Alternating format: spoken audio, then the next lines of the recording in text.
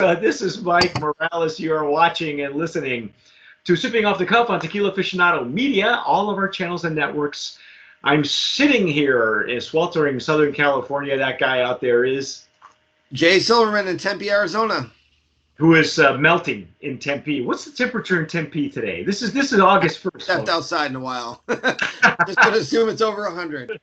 It's over 100. Okay. So that being said, today we have the distinct pleasure of breaking down and dissecting this brand new tequila, Cali Rosa. Cali Rosa tequila. This is an interesting color.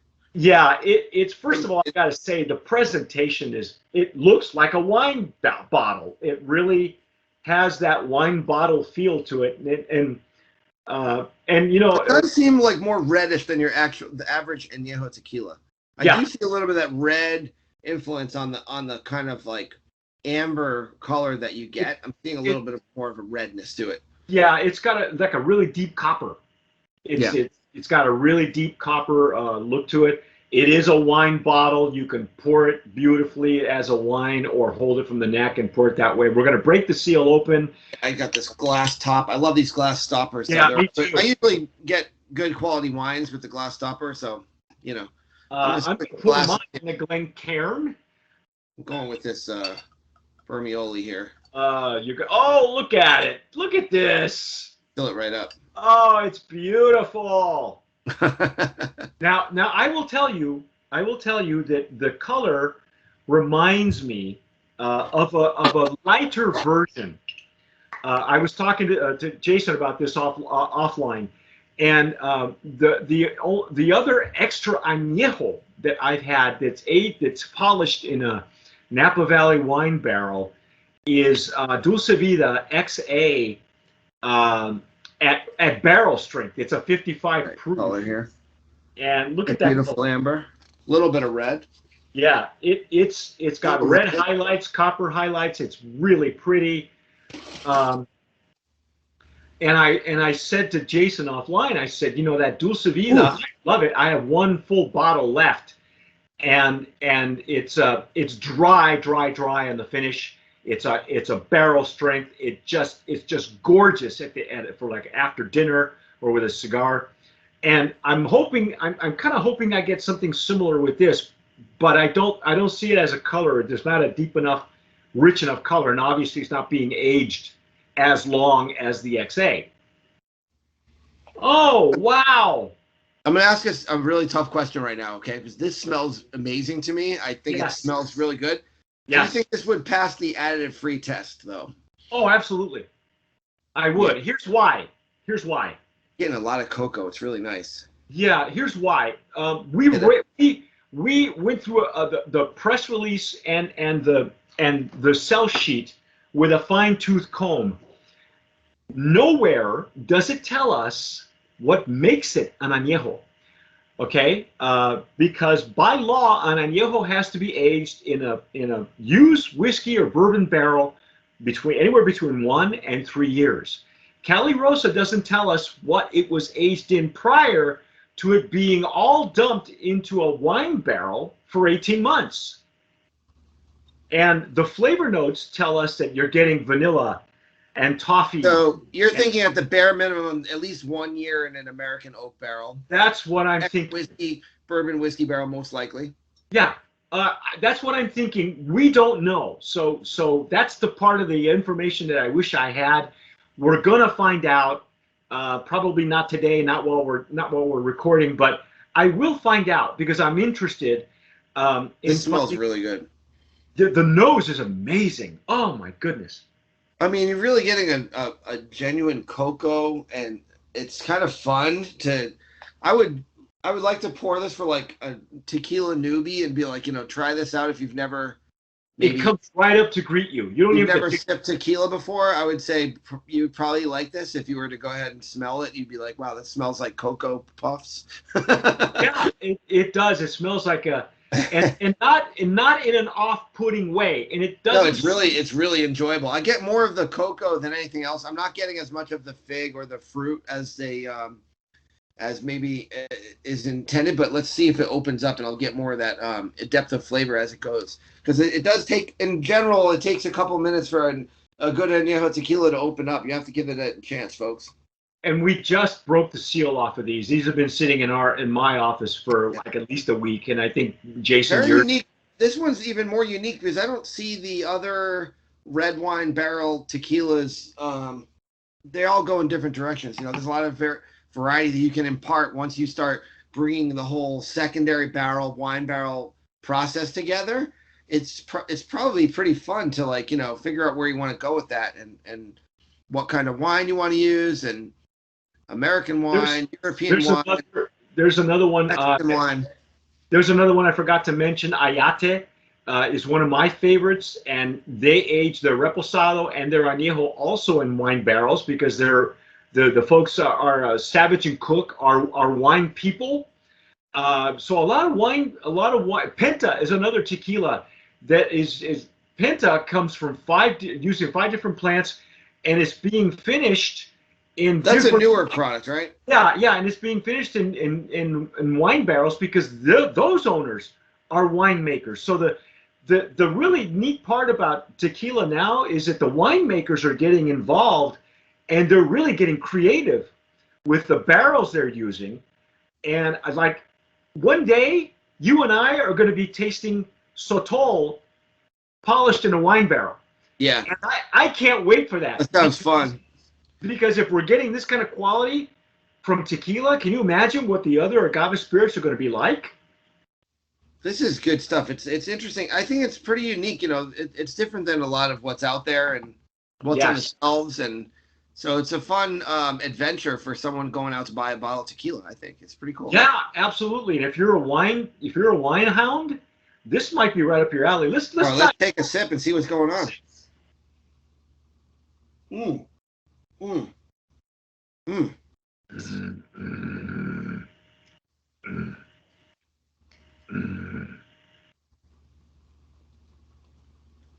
wow.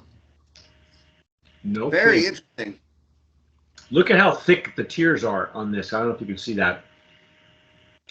There's some really thick legs and tears. I found the taste to be kind of similar to the aroma, and the follow through was very much on the same path. Whereas sometimes you'll kind of go down a different direction when you sip compared to the aroma, but it follows through the aroma very well. I think it would be a very likable tequila, very nice, almost a dessert tequila, because I'm just getting an overwhelming chocolate and toffee and on the nose. Yeah, but I'm getting in the finish too, the cocoa. But you know, it kind of, this is a lot drier than the Blanco. That's also what I will say. It's a little hotter, actually. I don't know if that's just the bottle being sealed or what, but well, it could be. I think I'm gonna go with at least a year aged in a whiskey or bourbon barrel, prior to it being put into 18 months in a wine barrel. Mm-hmm. That's what I'm gonna go with. That's probably what I'm tasting with. You know, it could have been an interesting bourbon. You know. I'm getting their dried fruit. I'm getting a little fig. You know what's interesting is that at first that was my first pass. On the first pass, I got a little bit of orange, but it dissolved. And the last time I had orange, it was an enhanced orange. And some of those videos will probably be streaming shortly. There's a couple of really well-made diffuser tequilas that are using an orange additive that tries to emulate this. This is real. This is evolving. It's not staying. You know, the orange that we got that was enhanced stayed single faceted. This one evolves. It starts to go orange and then turns into fig. Doesn't the Scream pair me with a chocolate dessert? Like a nice dark, like almost like a chocolate creme brulee would be amazing. Creme brulee. That's what I was thinking. This is so Cherry's Jubilee. It's screaming like sweetness to me, but it's not. It doesn't taste that sweet. It's just begging to be like paired with something sweet. I don't know how to describe it. It's just very nice chocolatey aroma. The nose is sweeter than the intake, I think. I would definitely, finish a nice meal with this, and the sweetness is not overpowering, but it's definitely prevalent to me. It's got good alcohol on it too. Yeah, more alcohol than the Blanco. 40% alcohol. Yeah. Yeah. It's So this is night and day. This is what we're getting. We're getting night and day. Yeah. Well, when you say the Blanco Rosa, it definitely reminds me of a day drinker. An afternoon in the sun. It really does. It really does. Yeah. This one I would definitely have at the end of the night after a nice meal, or, it's a great nightcap. Yeah. I would have to concede to the distinguished gentleman in the UK, Felipe Herida, and the other distinguished gentleman in Ohio, Jim Johnston, if they would dare to pair this with a cigar, and which cigar they would go with, because this could very possibly be a great pairing with a cigar, but I don't think I've got the depth to take that on. I would love to get samples to these guys and see what they think, because those guys are my real cigar dudes. And I'm in love with this, man. I'm just gonna go and just say it. Brand of Promise nominated. It's really tasty. There's something. Well, you know what else? There's nothing to not like about this, and I think anybody would enjoy this. I think Mi Gente is doing something similar. They're using multiple barrels. It's a multi-barrel aged reposado. Okay. So this is kind of like in that same vein, but it's a repo. All right, different. They could have gone reposado with this, but this is nice. It's really good. I think if I were, we take into consideration this is an Adam Levine joint with his wife, so you have like two different personalities. You have the husband and the wife. Now I don't know who's the day drinker and who's the nighttime drinker. I'm just gonna go. I don't even want to go there to go into gender, because I'm gonna mess it all up. But one of them likes to drink in the daytime, and one of them likes to drink at night. One of them has to watch the kids, Mike. Yeah, exactly. So maybe they have some help. I know. You're right. Yeah. So I mean, this is really excellent. I think it's going to be a big hit. I think you'll start to see this a lot over the holidays. By the holidays, you'll see this everywhere. It's just at parties and everything. It's already got an agreement with Southern Glaciers, so it should be, it's in what, 19 states? 14 states, probably, California, Texas, New York, Ohio, all the usual Chicago, Illinois, Florida, all the big markets. Yeah, Florida. You know what else I'm going to say? I'm going to go with, I'm wondering if they're aging this in a French oak barrel. It's possible, yeah. Because that would give it the cocoa notes and the chocolate notes and the vanilla are very prominent on the nose. I'm not going to say these are additives. I'm going to say that I'm going to err on the side of reality here and say maybe they're using a French oak barrel, which would make more sense to me, even more sense. One thing that tequila aficionados would appreciate is they took the time to they're hand selecting agaves that have a higher percentage of sugar. Brix levels are above 26%, according to their information that they mailed us. So they're definitely paying attention to detail. I was a little surprised there's not a reposado in the lineup, but maybe they have something in the works. And this was their bread and butter that they were working on and dreaming of. But this is great. It's excellent sipping tequila. It's different than your average Anejo. Recently we tasted Corrido Anejo, which is like a classic flavor profile, just an excellent finish and just great agave and oak. But this is something that's a little more fun, a little interesting, and a little unique. It's very good. I'm a big fan of these tequilas. I think they're doing a good job so far. I do too. Thick legs and tears. That could be for a number of different reasons. The barrels that they're using, the wine, and I'm gonna say French oak, and I could be wrong until we get a ruling from the referee. Well, if you had to go on blind tasting alone, that would be a pretty good guess. I would say so, because then it makes more sense to age it just 1 year in a French oak barrel and then Yeah. 18 months in a wine barrel, and you've got the best of both worlds. I Because just noticed they have that little sunset logo. It's pretty simple. yeah, French oak in and of itself imparts a lot of flavor notes. They've got the You could sneak this into a BYOB if they were only allowing beer and wine. You could probably sneak this in. back east, right in Pennsylvania. Yeah, the BYOB ones.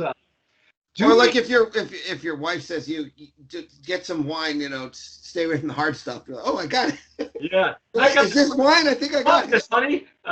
Oh, geez, I could have sworn it was a wine bottle. I thought I bought wine. I don't know. It was in the tequila section. No. What's our price point on this? Do we know? Yeah, the Anejo starts at 75, and it goes up to 85, probably in that range of 75 to 85. Here's what would buy it online on their website as well, the Cali Rosa Tequila.com, www. What would nail it down for me is if they would tell us what makes it an añejo first before you put it in the wine barrel. Tell me what it is. Yeah. I'm going to say it's French oak, but, I don't know. I don't make anything. All I do is taste stuff. But this has got so much character that it would make sense to do it that way, I think. Yeah. No, it's very possible they got the, best barrels that money can buy. I mean, I don't think they were trying to cut any corners on the production. So we'll find out. But in the meantime, I'm going to enjoy that kind of like cocoa aroma and the, a little bit of a kick to it. And it's very, very nice. So I'm going to really, I feel like a couple of, like my sister, she doesn't drink that much tequila. I'd give her this, she'd be in heaven, because she'll be like, this is excellent. Yeah. Those extra añejos, this is a great sipping tequila. There's a lot of character in this for not being an extra añejo. You still get the dry fruit, you get the fig, you get the all kind, and the nose itself. The nose is really enchanting. I was hoping that it would open up and change after 5 or 6, 7 minutes, but it's still the same to me. But let's see. Yeah. We'll see. We're not gonna make you sit and watch us. However, it is pretty good. The legs on there are nice too, as well. Yeah, it's really. Yeah, I would definitely go out and buy this. Great structure, great mouthfeel. Just please I'm thinking like later this year, bring it to a holiday, a Christmas party. Oh yeah. Once Christmas parties come back into style for 2021, hopefully, or holiday gatherings, Hanukkah, Christmas, Kwanzaa, Halloween, whatever it is that you want to bring this to, I would do it. Yep, I would too. Great. It would be a great offering on your altar at Dia de los Muertos.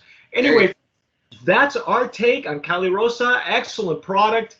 Go get it. It's a brand of promise nominee in this category. It's going to have its own separate category, folks, because there's wine all over the place. Go get it. Don't be afraid of it. Tell us what you think. If you're watching us on YouTube, 59. Leave a comment down below. So what are you pairing it with? What are you doing with it? Are you making a cocktail? Would you make a cocktail with this, by the way? Oh, it'd be a killer old fashioned, yeah. Oh, there you go. Tequila old fashioned, yeah. Killer old fashioned. A bar spoon, literally just a bar spoon of Demerara or brown sugar, just that much, and then something like orange bitters or whatever kind of spiced bitters, maybe. Like it would be amazing. Well, I'll let that creativity up to you. Follow Jay on Instagram on Silverlight and Jason. So you're Silverman. Also, you can follow us on Instagram. All of our channels and networks: Pinterest, Facebook, YouTube. Please, if you're watching us on YouTube, subscribe. Hit the notification bell. Give us a like on that video because it helps our algorithm. And whatever you do, tomar sabiamente. Sip wisely, friends.